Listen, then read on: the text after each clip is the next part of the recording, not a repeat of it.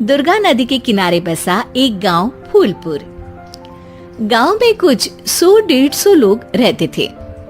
अंजलि, जो कि पास ही के जिले में रहती थी और 12वीं पास कर चुकी थी, उसके पिताजी ने बेटी को जल्दी विदा करने के लिए उसकी शादी फूलपुर गांव के मुकेश से करवा दी थी। मुकेश कभी स्कूल नहीं गया था और इस कारण वो पढ़ा लिखा नहीं था और बाकी गांव वालों की हालत भी मुकेश जैसी ही थी। मुकेश के घर में उसके माता पिता भी रहते थे। सासू माँ, मैं बाहर मंदिर तक जा रही हूँ, आधे घंटे में आ जाऊंगी। अरे अभी कहीं जाने की जरूरत नहीं है, चुपचाप जाके रसोई में रात के खाने की तैयारी करो। और ये घूंघट क्यों हटा लिया है तुमने?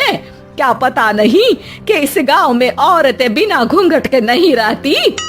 रात में अंजलि छत पर जाकर अपनी मम्मी से बात कर रही होती है। तभी गांव की 3-4 औरतें उसे देख लेती है और दरवाजे पर आकर उसकी सास से शिकायत करने लगती है। और क्या हुआ? अरे छत पे तो देखो, आपकी बहू मटक मटक के किसी से फोन पर बात कर रही है। दिन भर फोन पे लगी रहती है। अरे कल तो मंदिर के पास वो क्या कहते हैं, सेल्फी ले रही थी। शहर की बहू रखना अच्छा शान की बात है, पर देखना इसके लक्षण से ये तो तुम्हारे परिवार को बदनाम ना कर दे। ये पहली बार नहीं था जब सास से गांव के लोगों ने अंजलि की बुराई या शिकायत नहीं की हो। अब तो ये रोज की बात थी। अंजलि ये सब सुन लेती है। जब वो नीचे जाती है तो मुकेश भी वहां आ जाता है। सास कहती है, बेटा, लोग घर आकर शिकायत करने लगे हैं बहू के कामों की। देख लो, पति हो, संयम से रखो इसे। माँ जी, मैं तो अपनी माँ से बात कर रही थी क्योंकि यहाँ कोई बात करने लायक ही नहीं है और अब मैं माँ के पास ही रहूंगी। वहाँ क्या रहना, वहाँ बाहर के लोग तो ठीक है पर घर के लोग भी इज्जत ना दे सके। अरे नहीं नहीं अंजलि, ऐसा नहीं है, धीरे धीरे सब ठीक हो जाएगा, तुम फिक्र ना करो। अरे बस कुछ बोलना ही नहीं है, सर पे चढ़ा रखा है बहू को। सास मुकेश की नरम बात सुन के वहाँ से मुंह चढ़ाकर चली जाती है।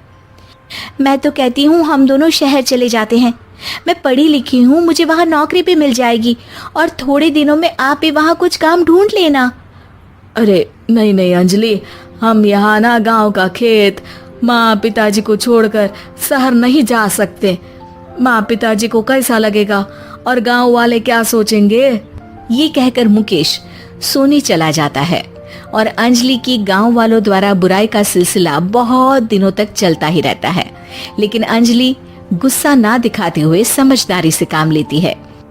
बारिश का मौसम चालू हो जाता है। जोरदार बारिश से पूरे गांव में हाहाकार मच जाता है। दुर्गा नदी में बाढ़ आ जाती है और बाढ़ का पानी पूरे गांव की फसल तबाह कर देता है। फसल की ये हालत देखकर गांव वाले निराश हो जाते हैं और बात तो यहाँ तक पहुँच जाती है कि कुछ लोग तो अंजलि को इस सब का दोषी ठहरा देते हैं। अरे पूरी फसल तबाह हो गई, पता नहीं किसकी नजर लग गई है। अरे जब से चौधरी परिवार में ये शहर की बहू आई है ना, तब से ही गांव की शांति चली गई है।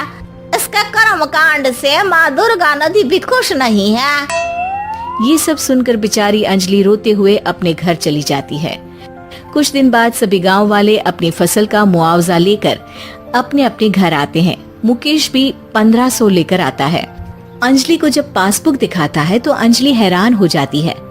अरे, ये पासबुक में तो उन्होंने 4000 की एंट्री करी है और आपको सिर्फ 1500 दिए। सच में? अरे वो सरकारी अफसर आपको बेवकूफ बना रहे हैं। सरकार की तरफ से हमें 4000 मिले हैं, लेकिन बाकी का सारा पैसा खुद ही खा रहे हैं। आप लोग के अनपढ़ होने का फायदा उठा रहे हैं। ये सब सुनकर मुकेश परेशान हो जाता है, लेकिन अंजलि उसे हिम्मत से काम लेने को कहती है और सुबह होते ही मुकेश को पंचायत कार्यालय ले जाती है और साथ में गांव के और लोगों को भी। आप सरकारी बाबू क्या गांव के लोगों को बेवकूफ समझते हैं? आपको क्या लगता है ये पढ़े लिखे नहीं है तो आप कुछ भी मनमानी करेंगे? ये बेचारे दिन रात इतनी मेहनत करते हैं, ये हमारे अन्नदाता हैं और आप इनके साथ ऐसा धोखा करते हैं। अरे क्या बके जा रही है ये लड़की, किस धोखे की बात कर रही है? अपने कांड करके नदी माँ को नाराज करके हमारा नुकसान करके इसे चैन नहीं मिला क्या? सरपंच जी, इन सरकारी बाबू ने मुझे बेवकूफ बनाया है और मेरे हिस्से के पैसे खुद चट कर गए। बस ये सुनते ही सरपंच वहां से दुम दबाकर भाग जाता है। पता चलता है कि जनपद अधिकारियों ने गांव के सरपंच के साथ मिलकर सबके साथ धोखा किया है। सब लोगों का विरोध शुरू हो जाता है और आखिर में अधिकारी सब गांव वालों के हिस्सों के बचे हुए पैसे उन्हें लौटा देते हैं और कई दिन तक सरपंच गांव में लौटता ही नहीं। अंजलि, तुम नहीं होती तो हम गांव वालों को तो पता ही नहीं चलता कि ये हमें हर बार बेवकूफ बनाते हैं। हाँ हाँ अंजलि बेटी, हमें माफ कर दो।